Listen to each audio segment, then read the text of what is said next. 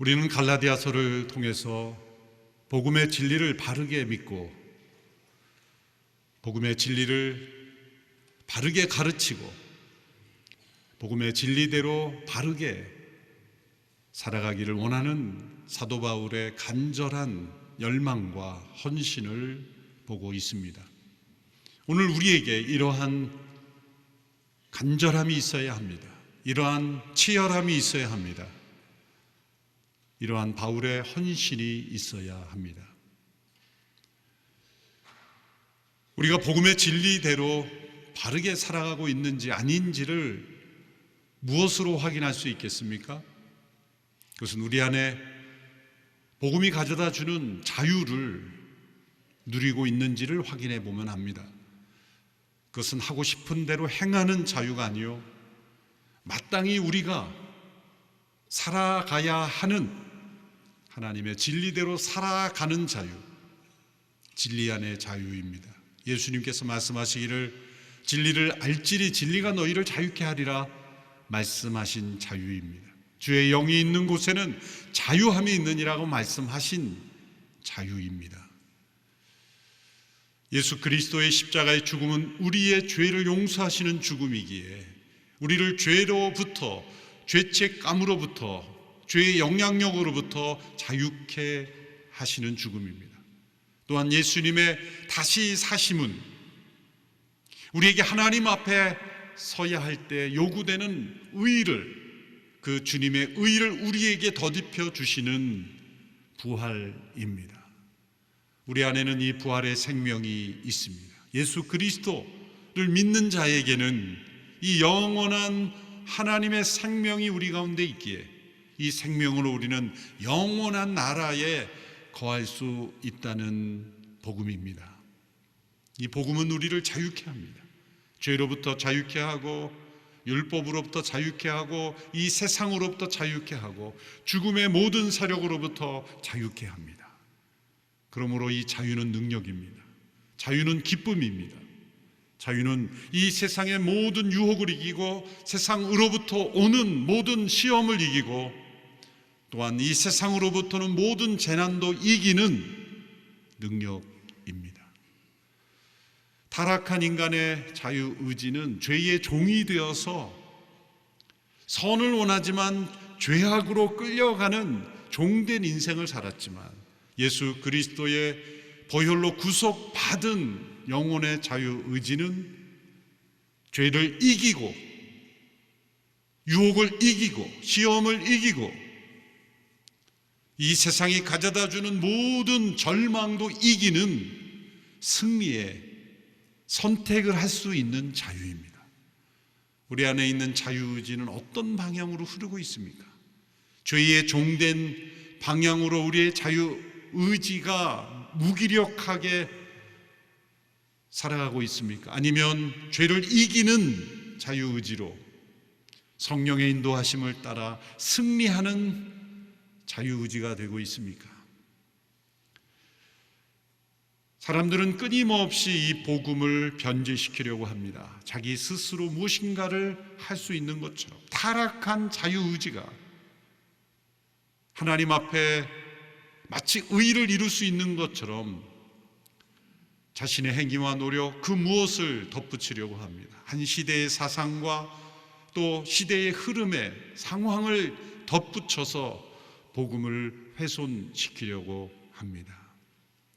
갈라디아 교회에 몰래 들어와 그 성도들이 바울로부터 들었던 복음을 훼손시키려는 사람들은 율법도 함께 지켜야 된다라고 가르쳤던 거짓 선생들이었습니다. 그들은 왜 예수님을 믿는 것 외에 예수님을 믿긴 믿지만 그것으로는 불충분합니다. 복음을 함께 지켜야 합니다. 왜 그런 주장을 했을까요? 과연 그들이 율법을 지키는 것이 정말 좋아서 했을까요? 율법을 지킴으로 그들이 뭔가 하나님의 능력을 덧입었기 때문일까요? 아닙니다. 그것은 그들이 익숙했기 때문입니다. 그들의 관습으로 그들의 생각과 영혼 속에까지 깊이 스며든 습관이기 때문입니다. 사람들은 익숙한 것을 사랑합니다. 때로는 옳고 그름을 판단하는 기준이 내가 얼마나 익숙한가라고 판단할 수가 있습니다. 그래서 사람들이 서로 다툼과 어떤 문제가 생길 때 보면 자신이 익숙한 것을 옳다고 여겨요. 여러분, 우리가 오래 익숙한 것이 곧 옳은 것이 아닙니다. 유대인들은 오랫동안 율법에 익숙해져 있었습니다. 오랜 세월 동안 그 율법 속에 살아왔고 그 율법이 그들의 문화가 되었고 심지어 세계관이 되었어요. 옳고 그름의 기준이 되었습니다.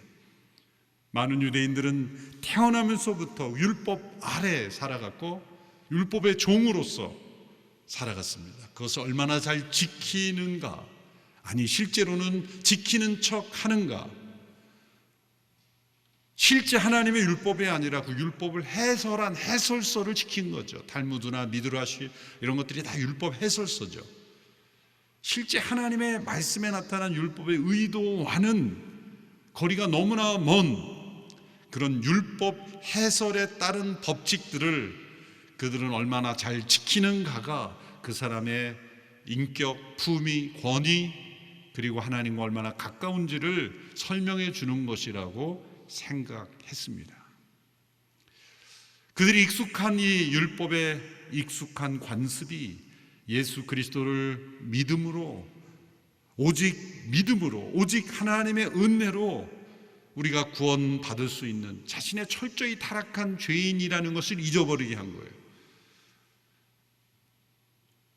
착각하는 것입니다. 스스로의 노력으로 의로워질 수 있다는 착각을 하게 만든 겁니다.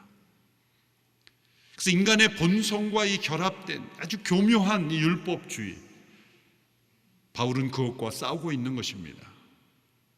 이러한 형태는 역사가 흐르면서 수많은 시대, 수많은 나라와 민족을 거치면서 다양한, 때로는 사상과 달라붙기도 하고 때로는 어떤 영향력이 있는 사람의 주장과 달라붙기도 하고, 오늘 이 시대에는 과학과 붙어 있습니다. 과학지상주의. 과학으로 증명할 수 있는 것은 믿을 수 있는 진리이고, 과학으로 증명할 수 없는 것은 받아들일 수 없다라는, 과학이 복음의 진리를 훼손하고 있습니다. 과연 그럴까요? 과학으로 증명할 수 있는 것보다 증명할 수 없는 것이 더 많습니다.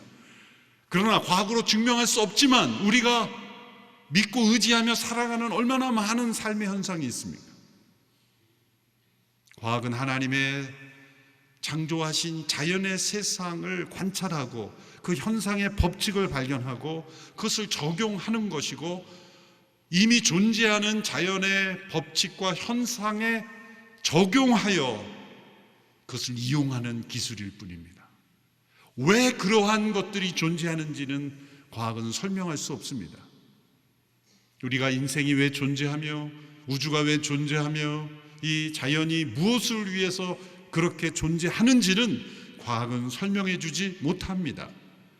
일어나고 있는 그 현상을 설명해 줄 뿐이며 그 현상을 이용하여 적용하여 문제를 해결하는 도움이 될 뿐이죠. 그러나 오늘 이 시대의 사람들은 과학이 하나님의 진리를 무너뜨릴 수 있다고 생각합니다. 코로나 팬데믹은 과학지상주의에 대한 하나님의 징계입니다. 인간의 과학을 하나님보다 더 높이 숭상하고 결국 창세기에서 바벨탑을 쌓았던 하늘 높이 하나님과 같아지려는 그러한 인간들을 낮추시는 하나님의 징계와 같이 이러한 팬데믹을 통하여 인간을 낮추시는 거죠. 그러므로 이 팬데믹을 통하여 우리는 복음의 진리를 더 분명히 깨달아야 돼요. 이 팬데믹을 통하여 우리에게 허락하신 구원의 복음을 더 깊이 확신하고 체험하고 그리고 전할 수 있는 계기가 되어야 합니다. 이번 야마가타에서 성도들이 이 팬데믹 기간 동안에도 러브소나타 전도 집회를 해야 한다고 함께 기도하면서 하는 모습, 정말 우리가 배워야 할 것입니다. 이원 생중계를 통해서라도 우리는 이 복음을 전해야 되고 이 복음을 듣게 하겠다는 그 일본 성도들의 열심, 우리가 배워야 합니다. 사도 바울을 괴롭혔던 것은 복음을 받아들이지 않는 이방인들이 아니었습니다. 먼저 이 복음을 듣고 예수님을 믿었으나 그들이 익숙한 이 율법의 종이 되어서 그 율법으로부터 자유케 한 복음을 훼손시키는 유대 그리스도인들이었습니다. 그들은 끊임없이 바울을 따라다니며 괴롭혔습니다. 그러던 가운데 하나님께서 바울에게 예루살렘을 방문하라는 계시를 주십니다. 그래서 바울은 두 번째로 예루살렘을 방문하게 되죠. 사도 바울은 이 예루살렘 방문 이후에 일어난 세 가지 중요한 사건을 통하여 복음의 진리대로 바르게 믿고 전하려는 자신의 헌신을 고백하고 있습니다. 첫 번째 사건은 그가 예루살렘을 두 번째로 방문할 때 헬라인 디도를 함께 동참시킴으로 일어난 일들에 대하여 설명하고 있습니다. 오늘 본문 2장 1절에 보면 그 후 14년이 지난 후 그가 하나님의 계시로 예루살렘을 방문했다고 말합니다. 여기서 14년은 그가 첫 번째 예루살렘 방문, 그가 회심한 이후 3년 후에 예루살렘을 방문했습니다. 그리고 그 예루살렘의 여러 휴당에서 전도할 때 바울을 죽이려는 유대인들의 공격이 있었습니다. 그래서 이 바울이 저 가이사랴 지역을 통과하여 길리기아 지방까지 그리고 다소에 이르러서 거기에 체류하게 되었죠. 거기서 바나바의 초청을 받고 안디옥 교회에서 목회를 하게 되고 그리고 여러 소아시아 지방을 다니며 복음을 전달했습니다. 1차 전도 여행이 되는 거죠. 그 가운데 갈라디아 교회가 탄생하게 된 것입니다. 그렇게 14년이 흐른 겁니다. 그러니까 회심한 시점으로 말하자면 18년이 되는 거죠.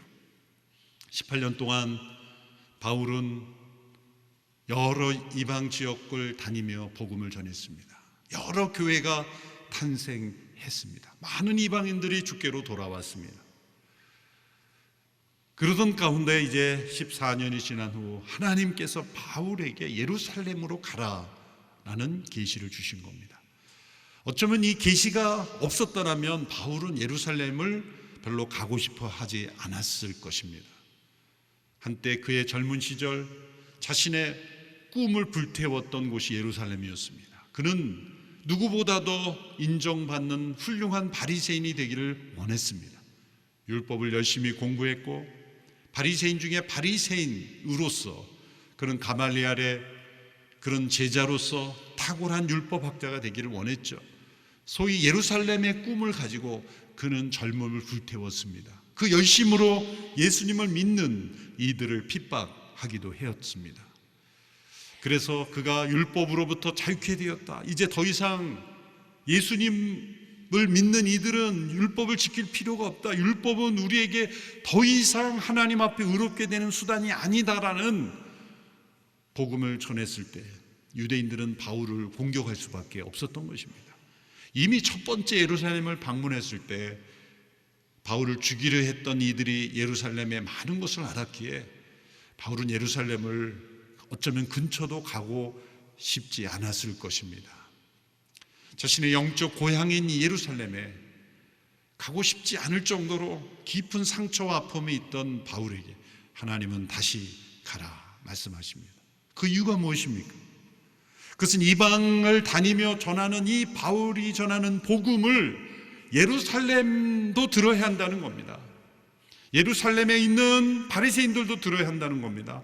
심지어 예루살렘에서 예수님을 믿는 그리스도인들도 바울이 전한 복음을 다시 들어야 한다라고 말씀하시는 거예요. 예루살렘에 사도들이 없었습니까? 베드로와 요한 같은 기둥 같은 사도들이 있었습니다.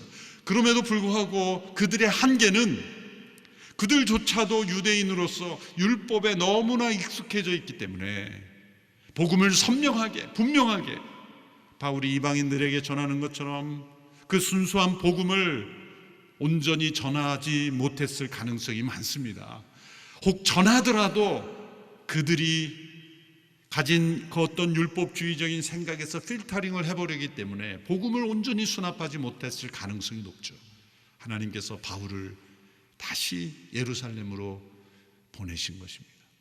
그래서 바울이 유명하다 하는 자들에게 개별적으로도 복음을 전했다, 이 말을 하는 것은 예루살렘 교회에 영향력 있는, 정치적이든 어떠든 사회적이든 영향을 미치고 있는 이들에게 개별적으로 만나서 개별적으로 복음을 전한 것입니다. 당신들부터 분명하게 복음을 깨달아야 합니다. 그렇게 개별적인 방문까지 하면서 열심히 복음을 전한 겁니다. 이 사실이 우리에게 어떤 도전을 줍니까?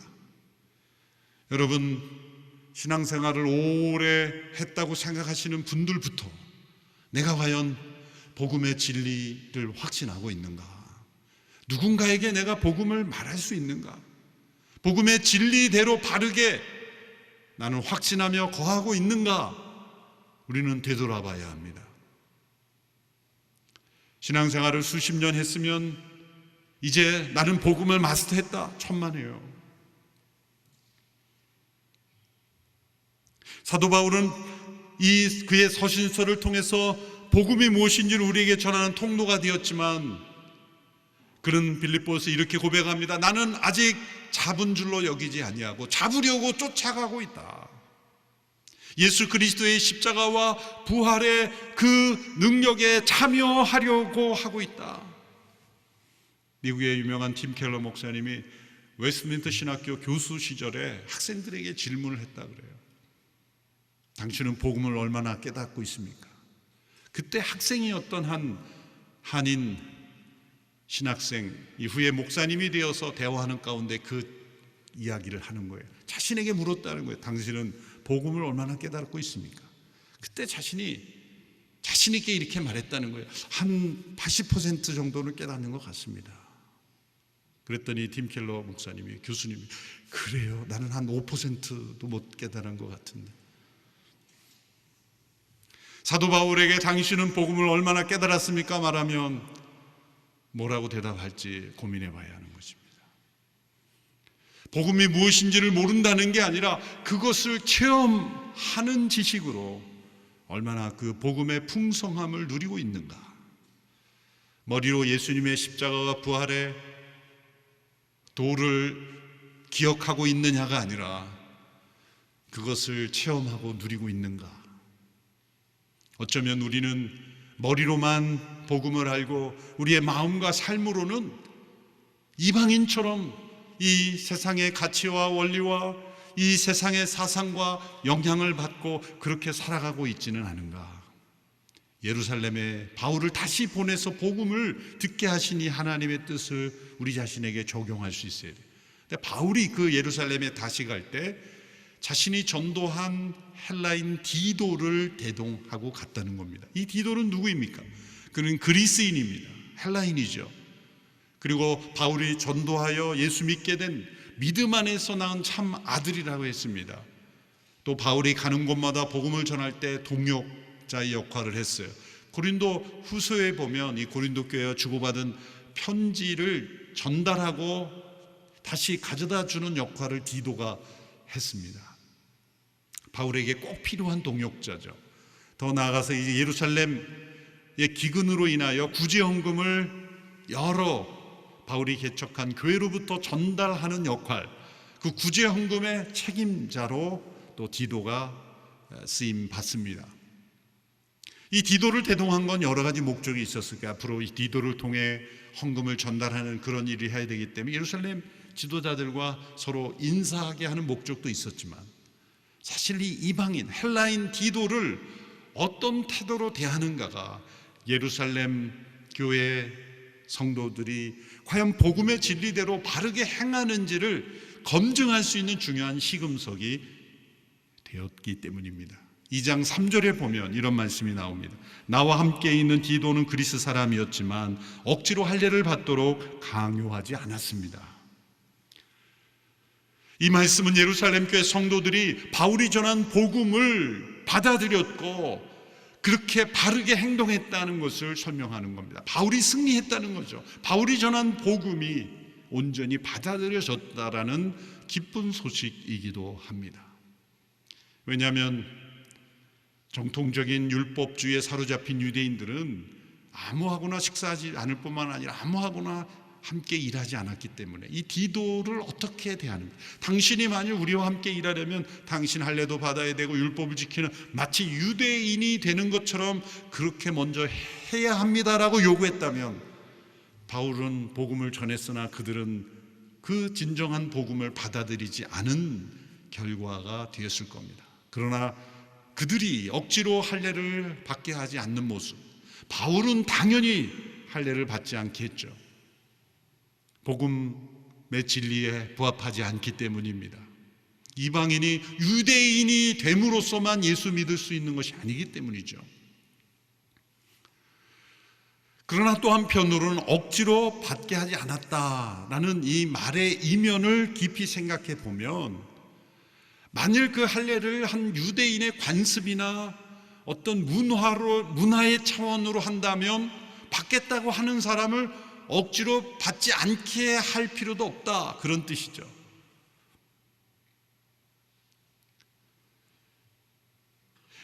할례를 받음으로 우리가 의로워진다, 하나님 앞에 합당하게 된다라는 의를 이루는 수단이라고 말하는 것은 아니다.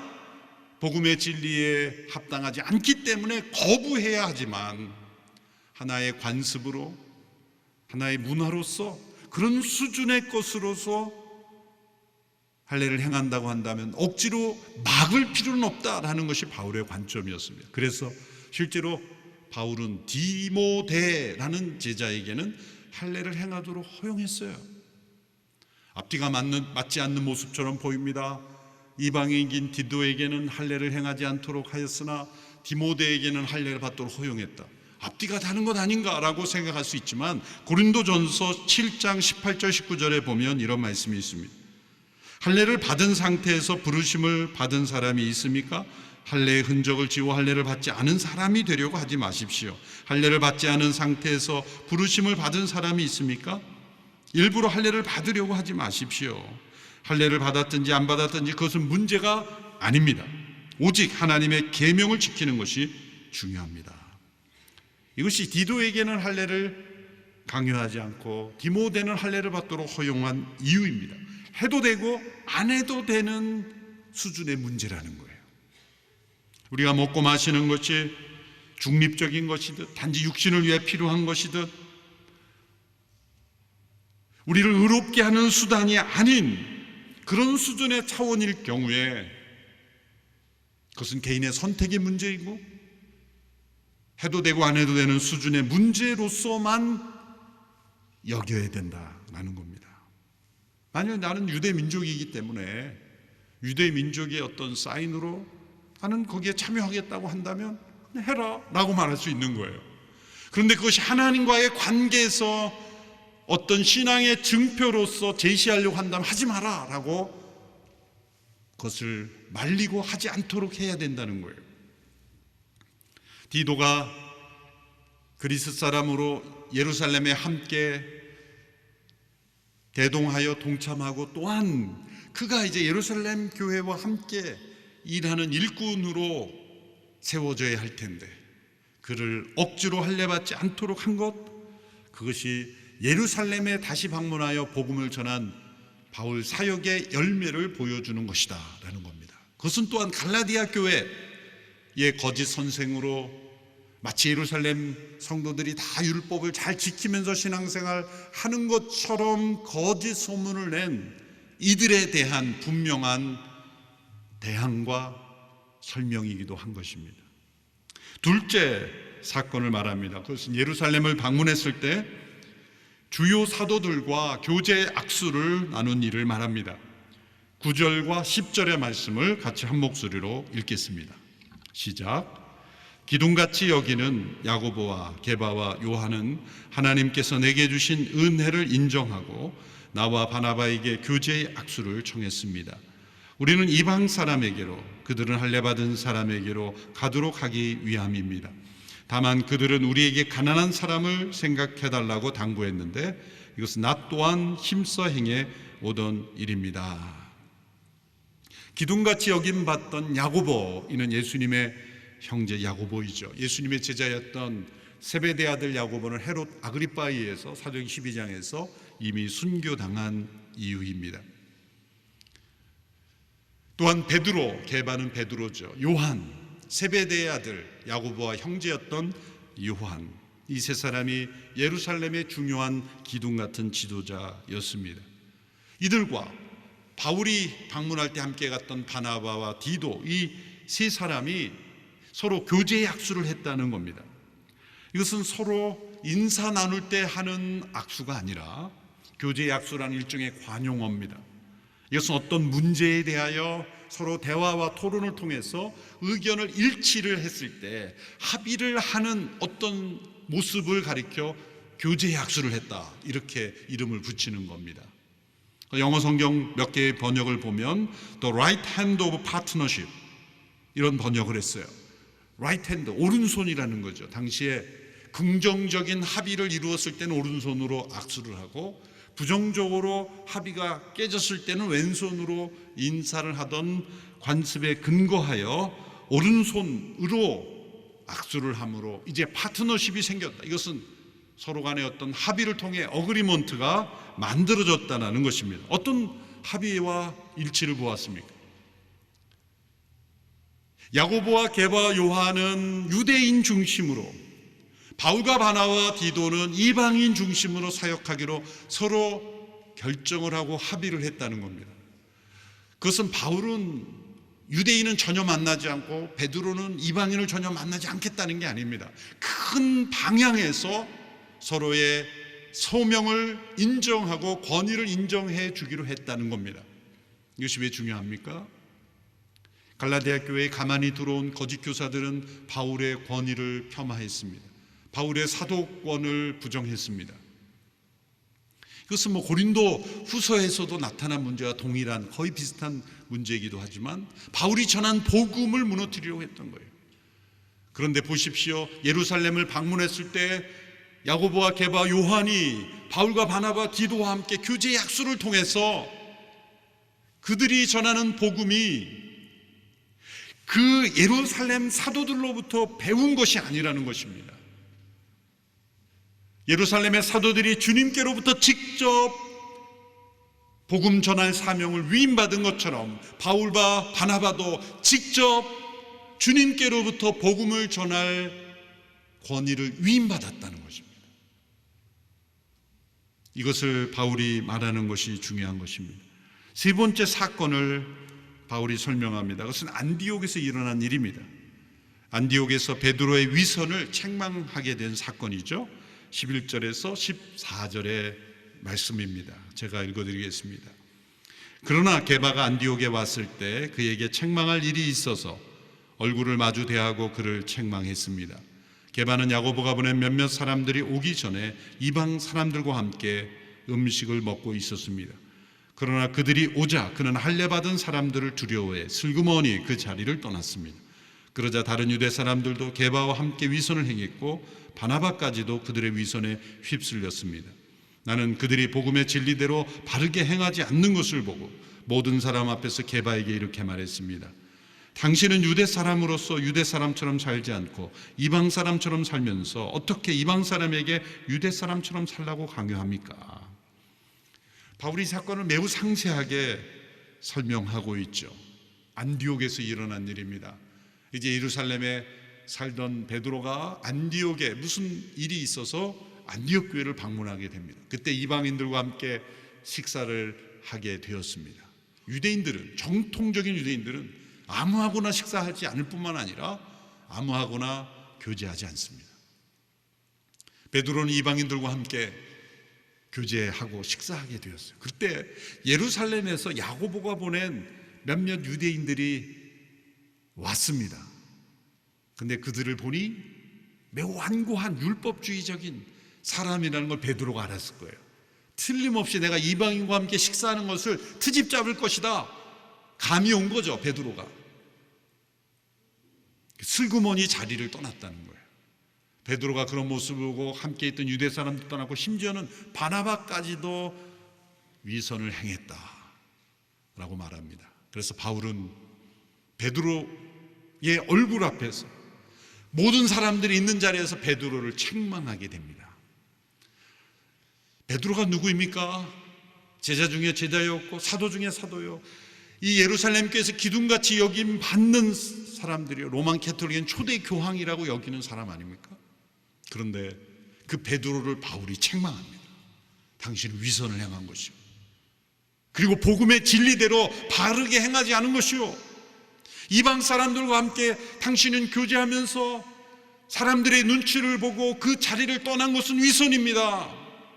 복음의 진리대로 바르게 행하지 않은 것입니다. 당신이 만일 복음의 진리대로 바르게 행했더라면 그 자리를 떠나서는 안 됩니다.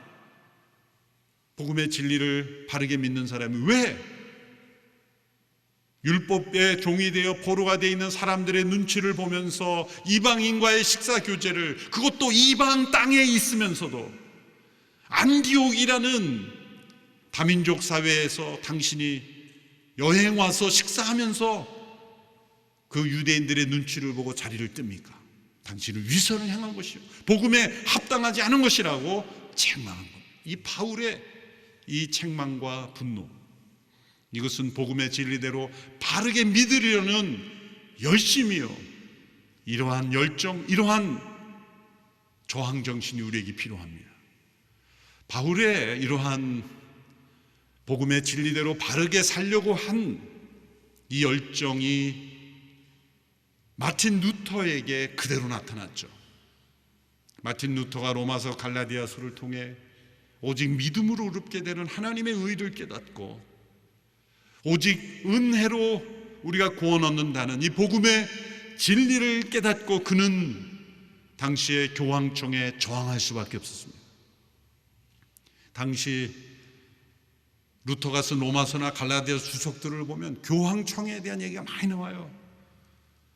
왜냐하면 로마 교황청은 복음의 진리를 가리우는 본산지였기 때문이에요. 마치 베드로 시대의 예루살렘의 율법학자들이 복음의 진리를 가리우는 본산지가 됐던 것처럼 루터 시대에는 로마 교황청이 복음의 진리를 가리우는 본산지의 역할을 한 거예요. 루터는 로마서 말씀을 통하여 오직 믿음으로 하나님의 의를 더디므로써 우리가 구원받고 의롭게 된다는 진리를 깨닫고 그는 교황청에 저항했던 것입니다. 당시의 교황청은 수많은 인간의 공로 행위, 심지어는 헌금으로 인간이 구원 얻을 수 있다고, 그래서 면죄부를 발행하고 면죄부에 헌금함에 동전이 땡그랑 떨어지는 소리와 함께 연옥에 있던 지옥에 갈 사람이 천국으로 간다 라고 설교했던 요한 테첼이라는 사제의 설교에 대하여 이 마틴 루터는 흥분하고 분노할 수밖에 없었던 거예요. 그래서 그는 반박문을 발표했고 많은 사람들이 루터의 의견에 동조하면서 종교개혁이 일어났죠. 루터는 어떤 정치적 세력을 일으켜서 교황청에 대항한 게 아니에요. 자신이 또 다른 교황이 되려고 세력을 만든 것이 아닙니다. 그는 오직 복음의 진리대로 바르게 믿고 전하려고 했던 것뿐입니다.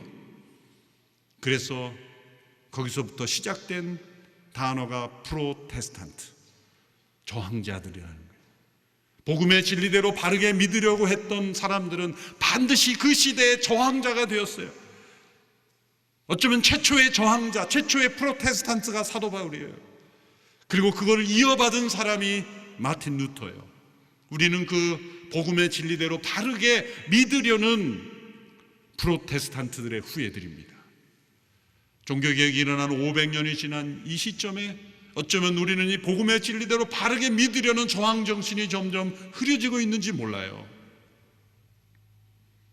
학교에서 검증되지 않는 진화론이 사실인 것처럼 가르치고, 방송에서 남자와 여자 외에 자신이 성을 마음대로 선택할 수 있다는 사람들이 위대한 강연이라는 이름으로 방송이 돼도 저항하는 그리스도인들이 매우 적은 거예요. 제가 며칠 전에 어느 지상파 방송에서 지구의 위기에 대해서 다큐를 하길래 유심히 봤어요. 중반부터 들어갔지만 이 지구에 위기가 오고 있다는 거죠. 소행성들이 지금 많이 파편들이 떨어지고 있다, 사실이죠. 실제로 피해가 일어나고 있으니까. 놀랍게도 이 소행성들의 파편들이 이 지구와 함께 돌아가고 있는데 그 파편들이 가끔 떨어지는데 이것이 양이 많아지면 지구의 멸망이 온다는 거예요. 과학적으로 가능한 얘기죠. 다 좋았어요. 그런데 마지막 부분에 한 과학자가 나와서 이렇게 말해요. 이 돌들, 이 소행성의 파편으로 놓은 돌들은 수분이 풍부하고 이 유기질이 많아서 생명이 없던 지구에 생명이 시작된 계기다. 사회자가 그걸 받아서 이 돌이 생명의 기원에 대한 열쇠를 풀어준다고 얘기하는 거예요. 기가 막힌 얘기죠. 여러분 가운데 돌로부터 태어났다고 믿는 분 어떻게 계세요? 나의 생명의 기원은 돌이다. 예전 진화론들은 이 인간보다 못한 하등동물 원숭이 같은 유인론에서 인간이 그렇게 진화되었다고 믿는데 이제는 돌로 갔어요. 돌로. 그건 상상일 뿐이고 추정일 뿐이죠. 똑같은 추정과 상상을 하더라도 완전한 지혜와 완전한 능력을 가진 분이 인간을 하나님의 지혜와 계획대로 창조하셨다고 믿는 것이 더 좋은 추정입니까? 아니면 이 원인을 알 수 없는 소행성의 파편을 한 돌에서부터 생명이 시작돼서 인간으로 이렇게 발전했다고 믿는 게 더 좋은 추정입니까?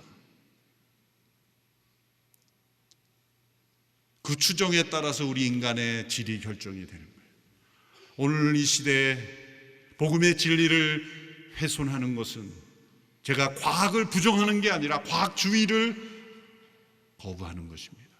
과학의 모든 것에 인생의 진리를 설명해 줄 수 있다라는 과학주의는 복음의 진리를 회파합니다. 과학주의는 모순을 갖고 있어요. 과거로 설명한 것들만 진리라고 하면 설명할 수 없는 것들은 어떻게 합니까? 유대 시대 사람들은 율법에 사로잡혀 있습니다. 오늘 이 시대에 우리를 사로잡고 있는 또 다른 우상, 또 다른 사상, 또 다른 율법주의를 우리는 조심해야 합니다. 저항해야 합니다. 마틴 루터는 당시의 교황청에 저항하면서 이런 글을 남겼어요. 나는 아무에게도 양보하지 않는다. 반역적이고 완고한 것처럼 보인다 해도 기쁘다. 사랑은 양보한다. 그러나 믿음은 양보하지 않는다. 믿음에 대하여는 무적의 존재가 되어야 한다. 할 수 있으면 철강석보다 더 단단해야 한다. 사랑은 양보하지만 믿음은 양보할 수 없는 것입니다. 사도 바울은 그가 복음의 진리를 위해 싸운 것처럼 우리에게 이 싸움을 향해 요청합니다. 또한 마틴 루터가 복음의 진리를 붙잡고 교황청과 생명을 걸고 싸웠던 것처럼 우리에게 동일한 싸움을 요청합니다. 복음의 진리를 지키고 바르게 믿기 위해서 우리는 저항해야 합니다. 우리 자신의 죄에 대하여 저항해야 되고 이 세상의 물결에 대하여 저항해야 되고 이 시대의 잘못된 흐름에 대하여 저항해야 합니다. 하나님의 창조 질서를 무너뜨리는 이 세속의 거센 물결에 저항해야 합니다. 생명을 마음대로 죽일 수 있다고 하는 거짓된 흐름에 저항해야 합니다. 사단은 끊임없이 우리를 다시 죄의 종으로 만들려고 합니다. 우리는 이 자유를 포기해서는 안 됩니다. 복음의 진리의 대로 바르게 믿을 때 우리는 자유를 누릴 수 있습니다. 자유를 포기한 종이 되어서는 안 되는 것입니다. 이 싸움에 우리가 프로테스탄트로, 이 시대에 대한 저항자로, 죄에 대한 저항자로 우리는 복음의 진리를 붙잡고 바르게 믿음 생활하는 저와 여러분이 되기를 축원합니다. 기도하겠습니다.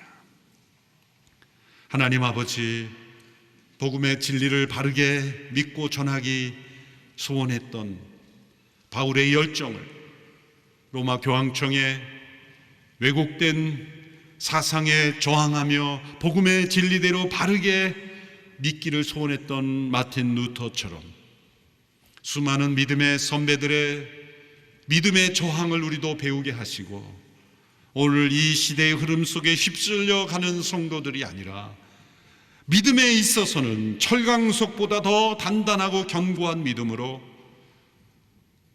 복음의 진리에 굳게 서게 하여 주시옵소서. 예수님의 이름으로 기도하옵나이다. 아멘.